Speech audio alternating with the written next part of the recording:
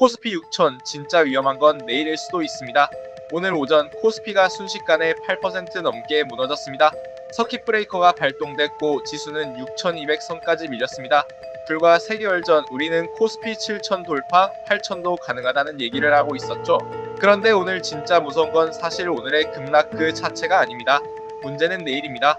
오늘 영상에서는 오늘 코스피가 왜 이렇게 급락했는지, 지금 이 상황이 과거 조정과 뭐가 다른지, 그리고 내일부터 며칠간 어떤 이벤트들이 대기하고 있는지 차근차근 짚어보겠습니다. 오늘 코스피는 개장하자마자 심상치 않았습니다. 매도 사이드카가 먼저 걸렸고 얼마 지나지 않아 지수 낙폭이 8%를 넘기면서 결국 올해 들어 8번째 서킷 브레이커가 발동됐습니다. 낙폭의 중심에는 역시 반도체 대형주가 있었습니다. 삼성전자와 SK하이닉스가 나란히 두 자릿수에 가까운 급락을 보였고요. 직접적인 계기는 중국입니다.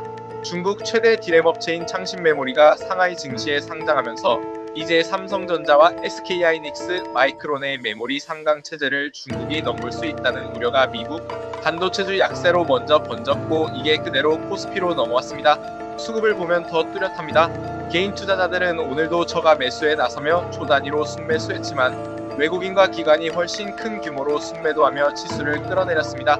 개인이 받아내고 외국인이 던지는 최근 몇 달간 반복되어 온 익숙한 그림입니다. 사실 올해 코스피는 이런 급락이 처음이 아닙니다. 6월과 7월에만 벌써 여러 차례 서킷 브레이커가 발동됐고 그때마다 시장은 결국 반등하며 신고가를 다시 썼습니다. 그래서 지금도 이번에도 결국 눌림목 아니냐는 시각이 있습니다. 실제로 최근 증권사 리서치 센터장들 사이에서는 이번 조정을 실적 악화가 아니라 공포와 수급이 만든 과도한 가격 조정으로 보는 진단도 많습니다. 기업 이익 자체가 훼손된 게 아니라는 거죠.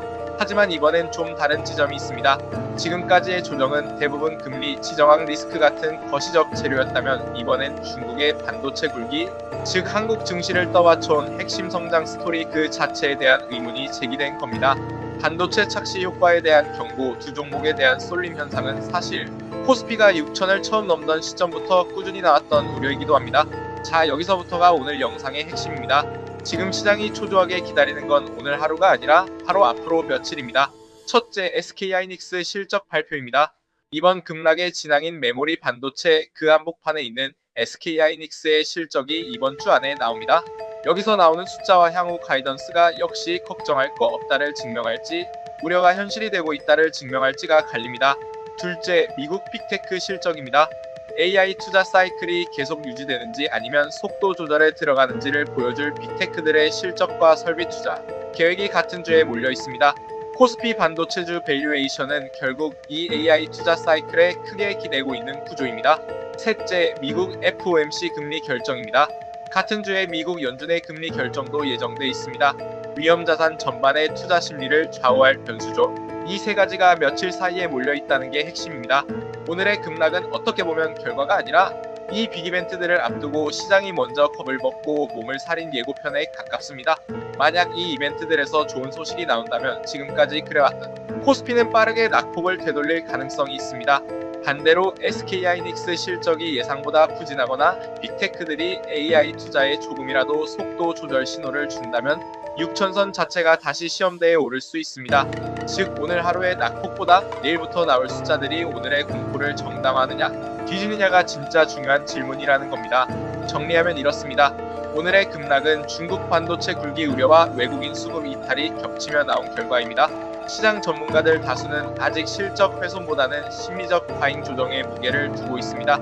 하지만 이번 주 SK하이닉스 실적, 빅테크 실적, FOMC라는 3개의 시험대가 연이어 기다리고 있습니다. 이 결과에 따라 지금의 조정이 눌림목으로 끝날지 추세 전환의 시작일지가 갈릴 수 있습니다. 투자는 결국 각자의 판단이지만 적어도 오늘 하루의 숫자의 일일비하기보다 이번 주에 나올 몇 가지 핵심 지표를 같이 체크해 보시는 걸 추천드립니다. 오늘은 코스피 급락의 배경과 진짜 지켜봐야 할 다음 변수들을 짚어봤습니다. 이번 주 실적 시즌 저도 계속 데이터 업데이트해서 다음 영상으로 전해드리겠습니다. 도움이 되셨다면 구독과 좋아요 부탁드리고 여러분은 지금 이 조정을 기회로 보시는지 경고로 보시는지 댓글로 남겨주세요.